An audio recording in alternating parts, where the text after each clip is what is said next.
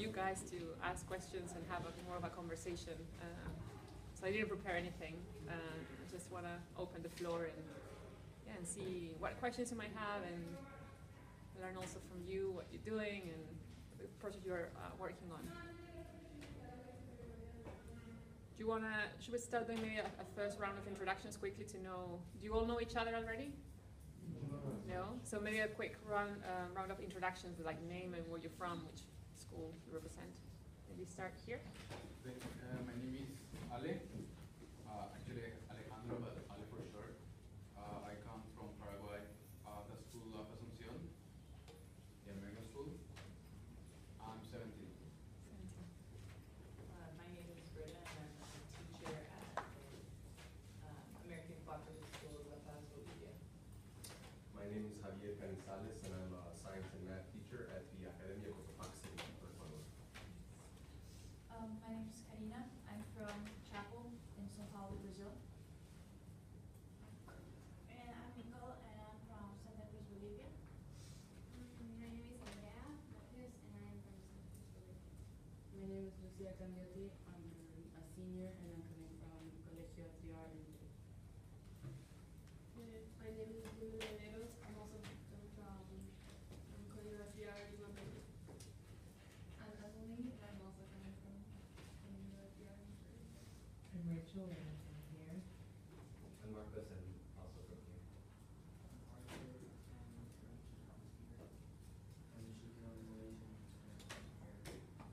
I'm Lucas, and I'm from Academia Cotopaxi in Quito. I'm Sofia, and I'm also from Academia Cotopaxi.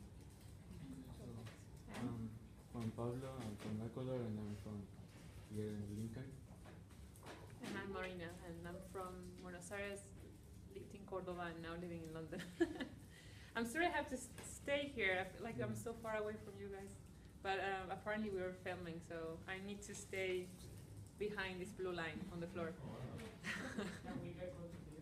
Yeah, maybe, that would be nice.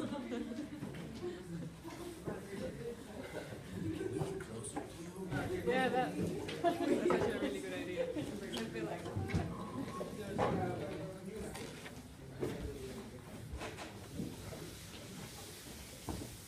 better. Thank you. So I don't know, do you have any questions that you want to? So, do you have any like projects or something you're doing right now that you want to share with us? There's quite a few things. So depending, I think in my presentation I explained that part of like my time is invested in Tierra Vida, which is the organization that I co-funded and I'm still the president for, and that implies running a team of like 15 young people based in Córdoba. And then also part of my time, I'm a staff member at Ashoka, which is this international NGO supporting social entrepreneurs. And the way it works is basically I have 2 full-time jobs. So 9 to 6 is Ashoka, and then 6 to 12, and weekends is Tierra Vida, and sometimes it gets changed. So now like I'm doing like Tierra Vida, and then, but so I can speak for both spaces, the kind of person I'm working on, and they're very much related. So on the Tierra Vida side of things, for instance, we're bringing a youth delegation to the COP in Lima. Since 2012, have you heard of the Rio +20 summit that took place in Rio de Janeiro 2 years ago? So as part of that summit, Tierra Vida ran a huge campaign that started in Córdoba and then went global. And in a month time, we reached 2 million people, and we had simultaneous events in 200 cities in 37 countries. It was called Rio Plus U, or Rio Más Vos campaign.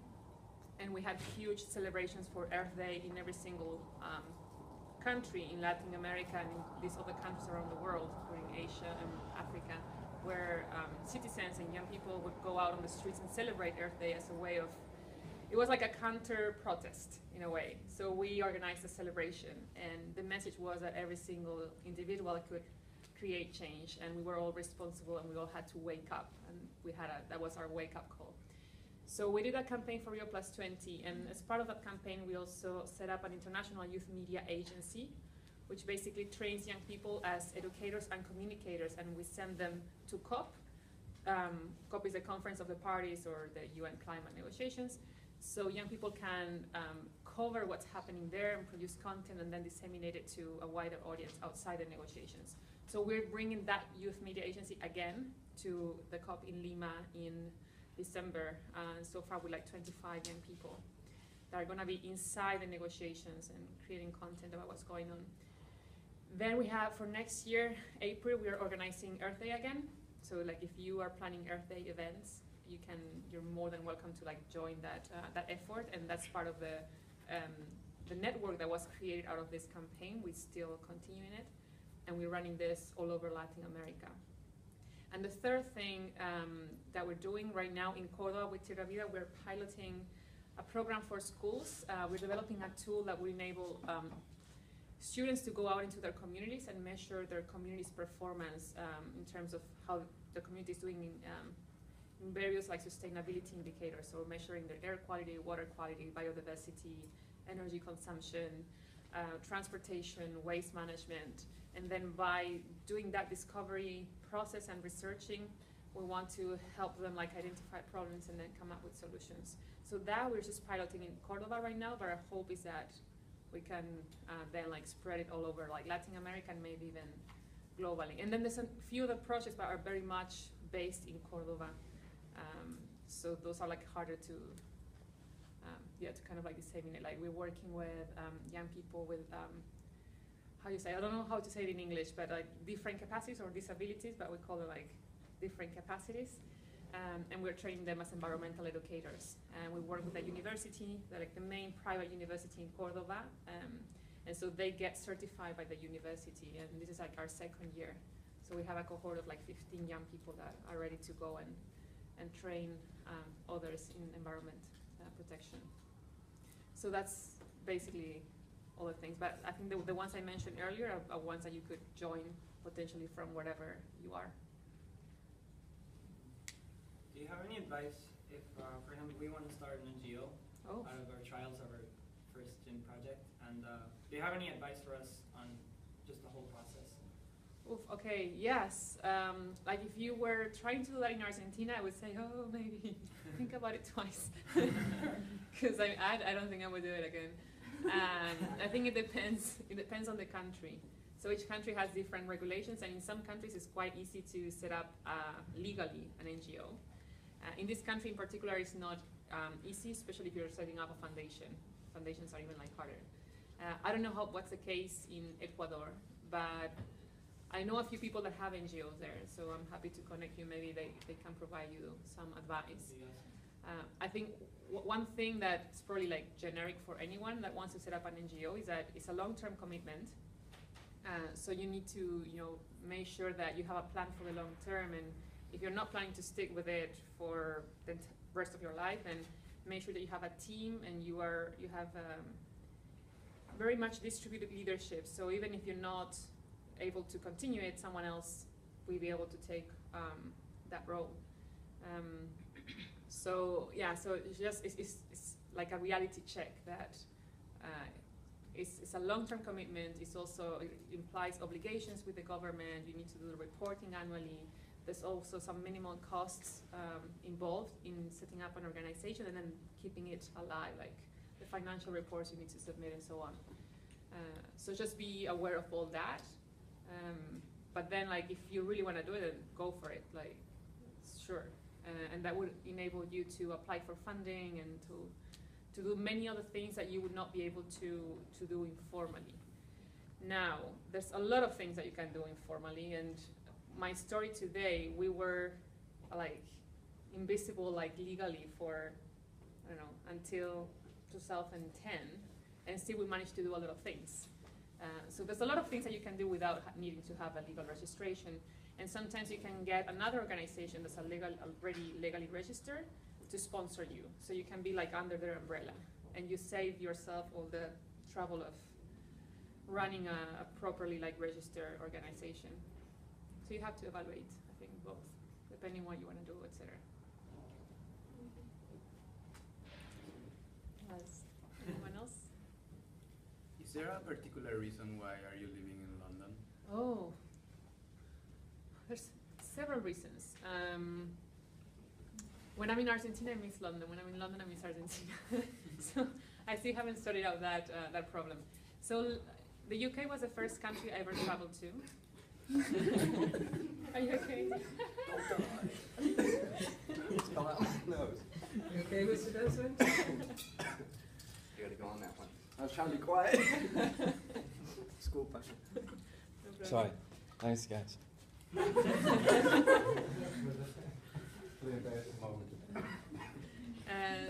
Ciao. So London, in a way, I've been always been connected with the UK since a very young age, and this last itineration, like back to London, was because my husband got a scholarship to do his master's. So I got transferred in my job. I got transferred to the UK office. So I'm working from there basically now with Ashoka, but I'm physically in London most of the time, but it's in my head is still in Cordoba, so I operate in Argentinian time and have my Skype calls at 11 p.m. and so on. It's fun. I do it because I like it. So. Like you said that creating an NGO is very complex. So what made you want to create your own NGO rather than just like being part of some different ones and having the flexibility of like changing and helping different parts of society or stuff? I think ingenuity. I didn't know what it implied until I did it. I was like, oh. So that's why I'm saying I'm not discouraging you. Like, it's totally doable. There's a few things that actually made me want to start my own, but still, like for like 10 years, I operated without any like legal registration or like a formal NGO like sponsoring our work. But there wasn't an NGO doing exactly the kind of work that we wanted to do, number one. Number two was that the reason why we went for a foundation and not a civil association, which is a different legal entity, is that we wanted young people to be able to join without having to pay a membership or without having to have a certain age, which the civil association required you to do. And the foundation was more flexible in that sense. So, and in all this time, I haven't found an organization that I really felt like, oh, this is like exactly what I want to do, and this is exactly the need that I want to attend, and so it made sense for us. But in other cases, sometimes you find a sponsoring organization, and that's great, at least for you to try your own idea and run with it for some time until you figure out if you really want to stick to it for the long run, and then you can think, okay, then it's definitely like worth it going through the trouble of registering. But sometimes you start with something and you do it for a while, and it's also okay to want to change gears and do something else. So I think starting an NGO, I mean, it's a strange metaphor, but it's a bit like marriage, right? So having another organization sponsor you is like a bit like dating. So you get to know if you really love what you're doing, if you really want to do it, if you want to stick to it for the long run, and then you go and make the commitment. So if you can do it that way, it's perfect. And sometimes you don't have the chance, and let's say you have a huge sponsor opportunity that wants to fund your work, and they need you to be legally registered, and then you have to go with it. It's like your boyfriend is living in the Antarctic and you're living in the States, and the only way you can get together is like moving in together, and then you do it. So yes, I think it depends on the situation. But normally, I think giving some time to decide if that's really what you want to do and how you want to do it, it's the best. I had 10 years to figure out that that was like what I really want to do. So by the time I got it, I was like, definitely, this is something that I want to bring to the world and I want to create in the world. And the funny thing is that when I started Tira Vida, and this was very naive of me, I was like, oh, I want to start Tira Vida because I feel this is something that needs to exist in the world, and I want to leave this legacy, and I haven't seen this space anywhere else, and I feel I need to do it, but I never thought of it as what I would be doing to like make my living, for instance. So that was very naive, because launching an organization, you need at least 2 years of being really like full-time into it to get it off the ground. And I always thought, oh, I'm gonna like do this on the side and then fundraise and then hire people to work in the foundation. But I don't want my living to depend on it. I'm not doing it to make money. And the reality is that then you need to invest a lot of your time to get it off the ground, to get it to the point where you can get the funding to actually hire other people to do it for you. And still then, it's really hard to replace your vision. So if you have a very strong vision for what you want for it, no matter how many people you hire, unless you hire someone that's exactly like shares that vision, it's really hard. I was very lucky to find young people in Córdoba that completely share the vision and actually had a very similar life story as I had. So they completely got it, and it's really like that's how it's running basically. The team of 15 people in Córdoba, they're running with it because it's also part of what they wanted to do as well. But you have to find that people. Anyone else? What would you say was your what would you say what was your favorite moment? What was the moment that you were most proud of? Oof, there's so many. There's so many. I mean, one recently is I arrived in Córdoba, and we have a very big event in October, which is Environmental Awareness Day. And we have a big event in the Natural Science Museum where we bring like 700 to 900 kids from Córdoba. And I missed the one last year, and this year I arrived literally from the airport. I went to the event, and the whole team was like, you know, all like doing their, you know, playing their roles, and I just arrived and I basically did nothing, and the whole thing was happening. And they were like all 15, like we're working like crazy. We had kids arriving and teachers, and they were like all like fascinated. There were like a lot of presenters, and we had many organizations coming and showing their work, and kids were like interacting with exhibition. And I just like looked at it and was like, you know, this is something I created, but now it's like I did nothing for this particular event, and it's still happening, and that made me really, in a way, proud of the team that I have, and also made me feel really grateful and lucky for the team that is working with me. When you feel that you put your idea into the world, but then other people come and take it and run with it, and suddenly you feel like you're not needed anymore.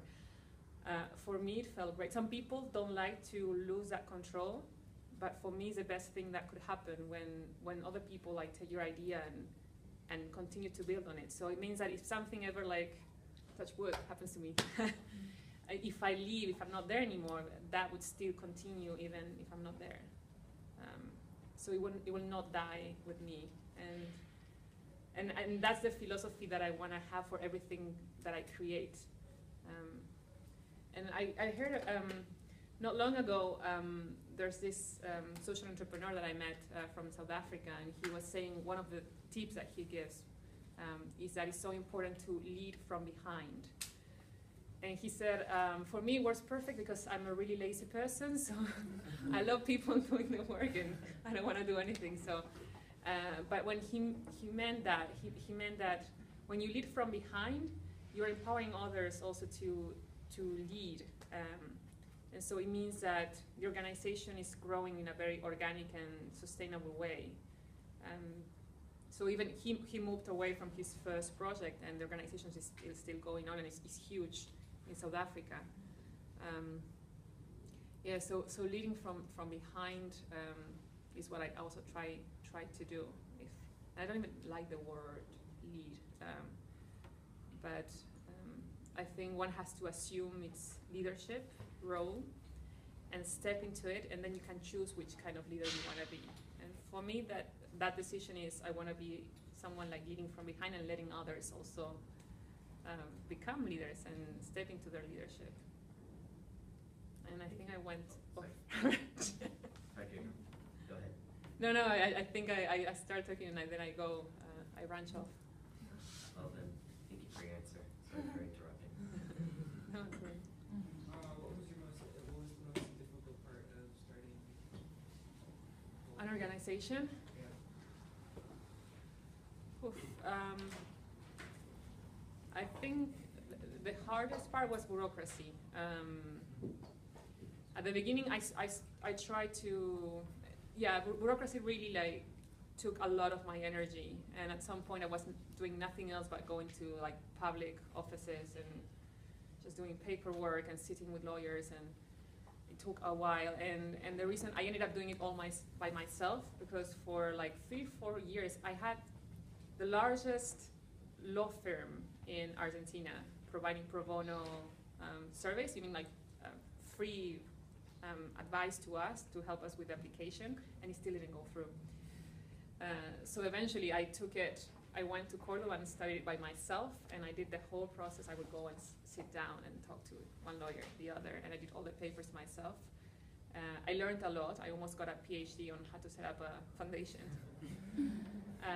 But it was really frustrating, because that's not where you want to be spending your time. You don't want to be spending your time in doing paperwork and legal matters and taxes and all that. You want to be like doing the work that is motivating you to start an organization. So, did that answer your question? So that was, I think, the most. So kind of off of his question, how did you stay motivated during all that bureaucracy that tends to kind of bog you down? And is it just go back to your initial point that it needs to be your passion, or? And it still bogs me down sometimes. Like the day I do my Excel and financials is like the worst mood day I have.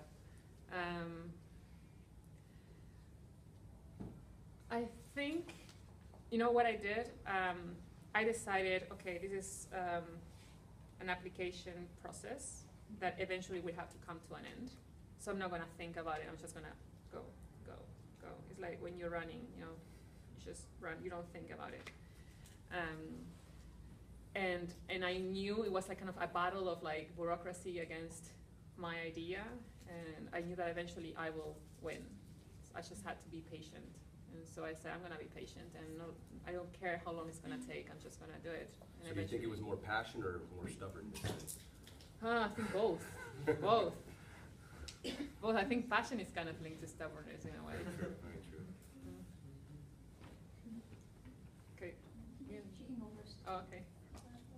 No, just concerning more like that you said you were gonna bring 25 students or something to the UN COP20. So you're going for the other organization? No, that's Tierra Vida. Yeah, that's Tierra Vida work. And we have an amazing partner in Brazil, which is called Bureaucracy. You might have heard of it. It's a very large youth organization in Brazil that works with young journalists. So we're working with them, and we're bringing young people into the negotiations with them. But that's 100% Tierra Vida work, not my Ashoka part of my time. You say that like because you were so naive, you wouldn't do it again, starting your own NGO. What would you have done differently? Like, how do you see yourself in an alternative like life right now if you hadn't opened your NGO? Like, if I hadn't opened my NGO, I would definitely go and open my NGO. So I wouldn't do it again just because I already did it. So I had that experience, and I don't regret it. Like, it was very naive, and I think if I had known, and that's why I don't want to say, I don't want to like discourage, because I know eventually you can do it, and once you do it, it's like, yeah. So I had that experience. I think my next thing would be either setting up a business. I'd like to set up a business at some point, or set up a school, which is something that started to kind of like go around in my mind recently.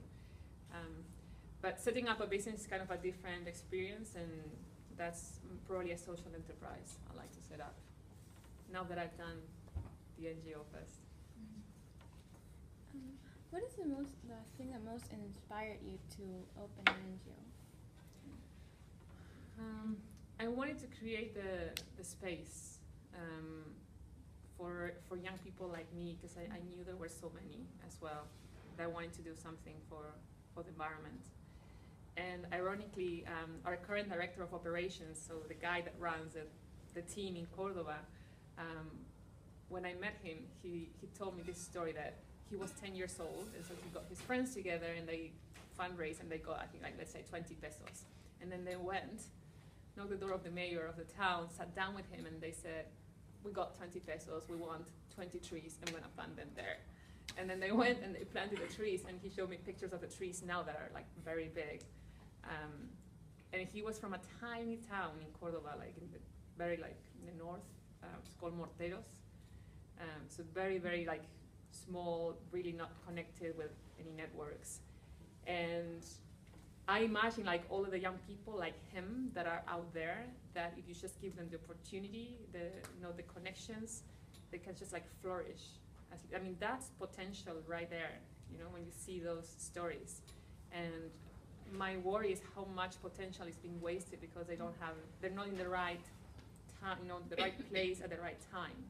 And then there's a window of opportunity for any single individual. If you take action in your teen years between your 9 to 20 years old, that leaves a mark that lasts for life.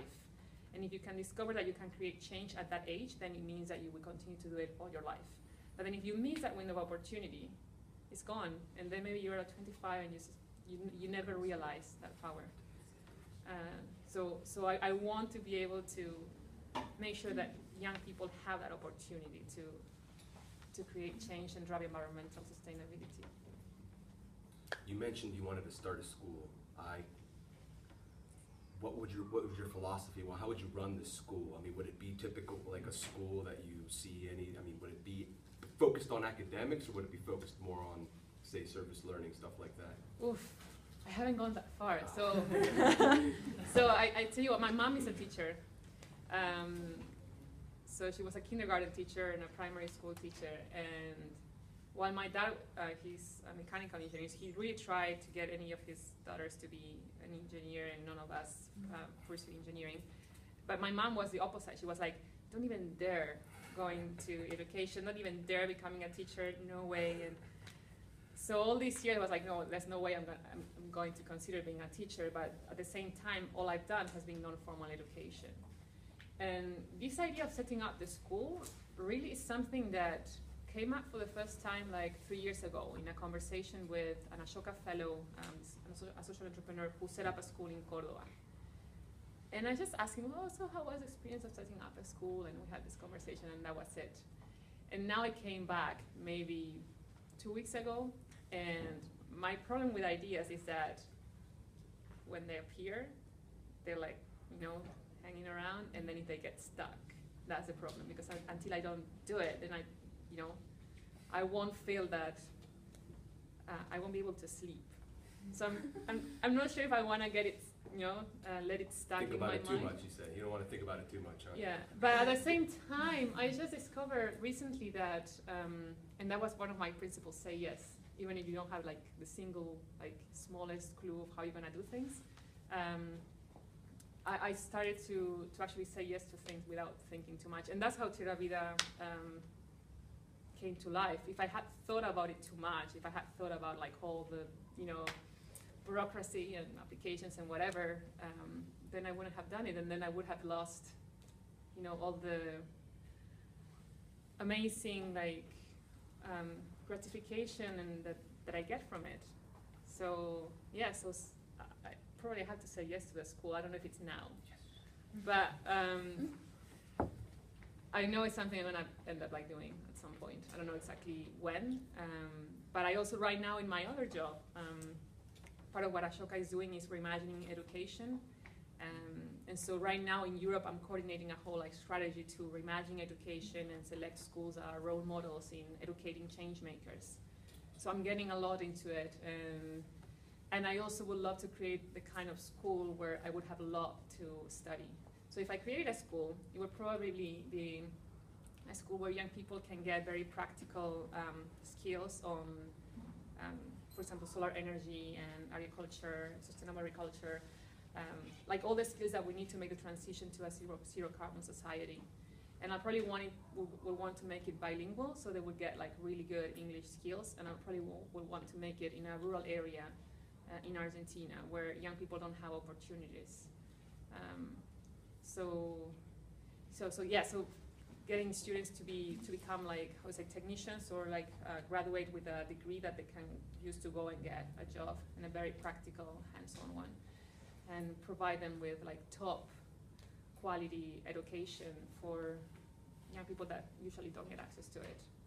So that's my very social side, but That's as far as I got, but I think it's the third time I'm talking about it. So it's about to get stuck in my in my head. I hope so.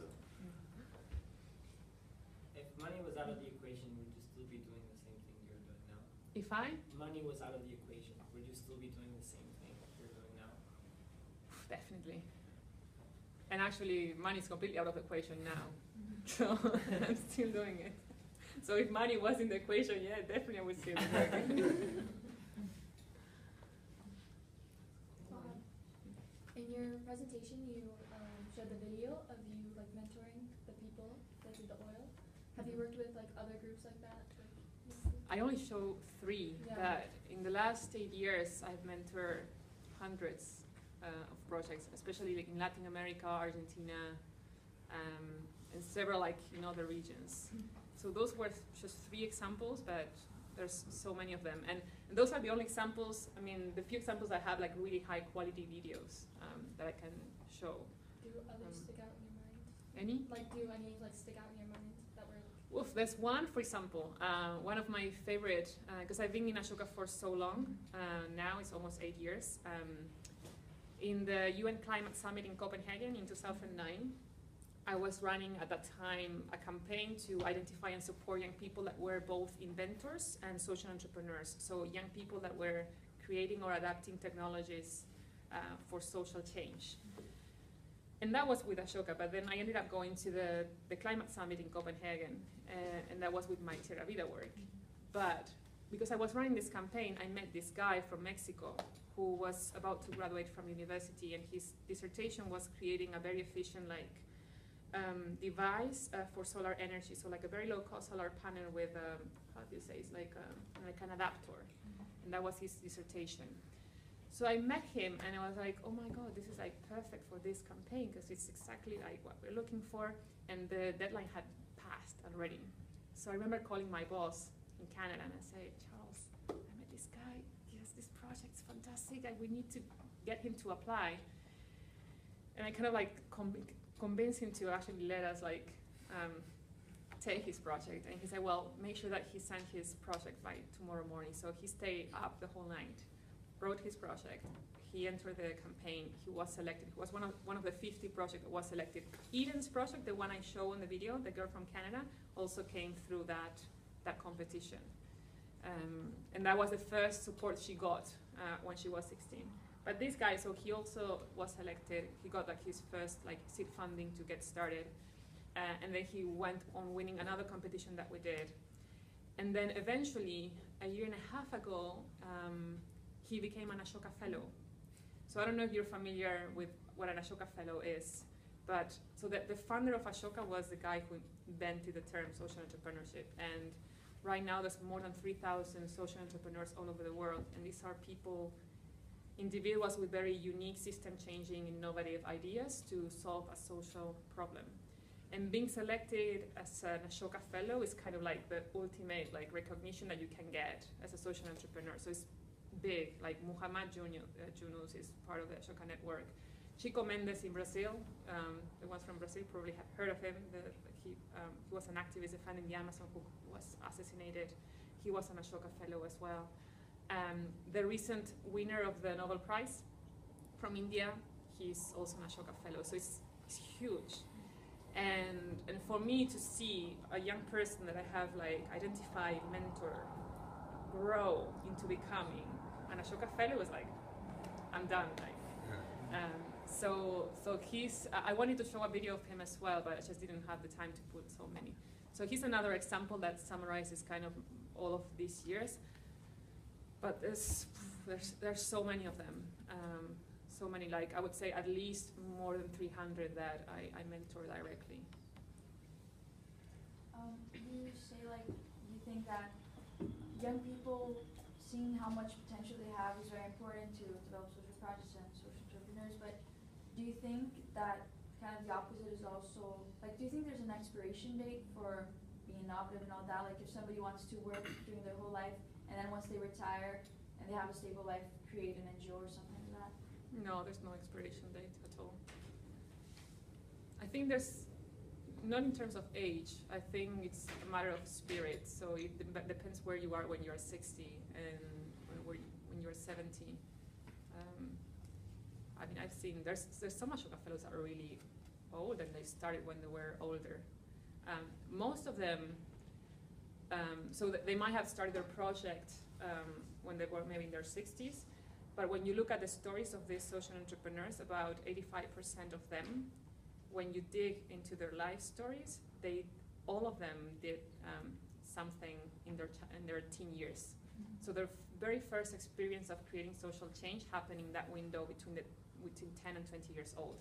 It might have been that they created a school newspaper, or they ran a campaign, or it might have been like small scale things that they didn't stick to for the long run.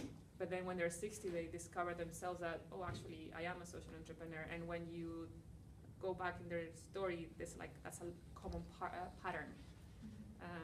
So it's not a matter of age. I think it's more a matter of spirit. And having, you need to still have the willingness to put the energy and still have the ingenuity that you can still, change the world. And many people at 80, 90 still have it. I mean, there's people still starting university at that age, and I love them. I want to be like them. What would be your definition of social entrepreneur? So social entrepreneur, I think that the easy way to say it is like imagine like someone with the characteristics of a business entrepreneur, like Rockefeller and Ford, like those big names in business that made a huge impact in history. Imagine the skills they have, like the determination, the drive, the commitment, the obsession with what they do, but applied to solving a social issue. So that's a social entrepreneur, basically. And by Ashoka's definition of a social entrepreneur, which doesn't mean that if you're not selected by Ashoka, you're not a social entrepreneur, but Ashoka's definition also considers creativity and innovation. So your idea has to be new, but also the potential of your idea to create systems change. So the social entrepreneur is not the one that gives you the fish or teaches you to fish, is the one that actually goes and revolutionizes completely the fishing industry. So they change systems entirely. So that's also like another way of saying it. But for me, always the easiest way to explain it is like imagine like a huge, amazing like business leader, but putting all his energy into solving, inequality or climate change or access to education or access to water or sanitation, etc. Does it make sense? Yes. Does it also involve, though, some sort of financial success with regards to their innovation? Is it still tied to, the essential system of, economics runs the entire world kind of thing? Does it still have to be economically viable, I guess, is what I'm... Yeah, some things are easier to make economically viable than others. Some causes are more, like if you're working with solar energy and you have a solar panel, then that's pretty much, you can make that commercially viable and financially viable. Some other causes like prevention or like tackling slavery, how do you make that financially viable? But the idea is coming up with not innovations, but ideas of how the system itself could change. Mm-hmm, exactly. So the financial aspect is just one aspect, but I wouldn't say it's like a criteria that is exclusive. Like it's not that, actually there's many Ashoka Fellows that are not necessarily financially viable, and so part of what Ashoka offers them is to help them think how to become financially viable. So you don't how to make their idea come to life. Exactly. You do need to think about sustainability and how, because you might have a great idea, but if you don't find a way to make it sustainable in the long run, money is just really like the fuel in your engine, right, to keep you going and to make as much impact as you can in the world. But some causes are easily translatable into a social enterprise, like the solar panel example that I gave you, and some other things are not. And so those things really need to rely on philanthropy rather than investment. Anyone else? I don't know if we still have, I think we have You have 10 minutes. 10 minutes left. I have a question, but it's kind of off topic.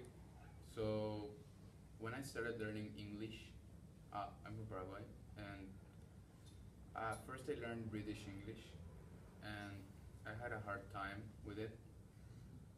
I currently have a hard time expressing my emotions through the language of English. Like in Spanish, I can do it easily, but with English I have like a barrier. Mm. The thing is, I want to be a comedian or something similar. Okay. Mm-hmm. And I want to maybe do English stand-up, and that's a barrier I need to tackle. Do you have any tips on giving emotion to an audience? Oh. Well, I can go and take the same train that you take. Would be useful. Giving emotion to an audience. In English. Well, I mean, I think probably the sense of humor and is very different, and we Latin Americans are very emotional, so that's hard to translate maybe into other cultures. I do think that the audience experience emotion if you feel that emotion. So because there's something basic, there's basic empathy, right? As human beings, we are empathetic, or at least we all should be. Some people are not empathetic, but most of us are. And so if you experience emotion, the audience would tend to experience emotion with you. Now, how you translate that into words, sometimes that's tricky, because for me it's the same. Like, people from Buenos Aires, I mean, we express our emotions a lot, especially when we are angry. We are the best. So when I'm angry, I just switch to Spanish. And that's difficult to translate in English. So you would never see me swearing in English, for instance, if I am upset. But that's, I think, just how it is. I haven't found ways to actually try to express emotions in the same way that an English would do it. I mean, there's words